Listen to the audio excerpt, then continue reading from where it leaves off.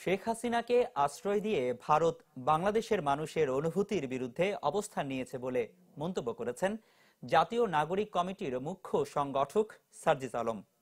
দুপুরে চট্টগ্রামে আয়োজিত গোল টেবিল বৈঠকে তিনি হুঁশিয়ারি দেন, বাংলাদেশের উপর আধিপত্যবাদী আচরণ করলে ভারতের সাথে সম্পর্ক কখনো স্থায়ী হবে না। বলেন, শেখ হাসিনার রক্ত পিপাসা এখনো শেষ হয়নি। ভারতের আধিপত্য প্রতিরোধ ও জাতীয় ঐক্য নিয়ে এই বৈঠকের আয়োজন করে ইসলামী আন্দোলন। এতে সংগঠনটির আমির ও চরমোনাই পীর মুফতি সৈয়দ রেজাউল করিম জাতীয় ঐক্য প্রতিষ্ঠায় সবাইকে এক হওয়ার আহ্বান জানান। পাশাপাশি সংখ্যানুপাতিক হারে নির্বাচন ব্যবস্থা রাখার দাবিও জানান তিনি।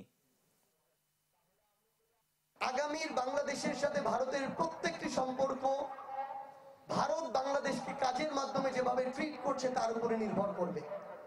এই সম্পর্ক যদি শোষণের হয়, আধিপত্যবাদের হয়, তাহলে এই সম্পর্ক খুব একটা স্থায়ী হবে না।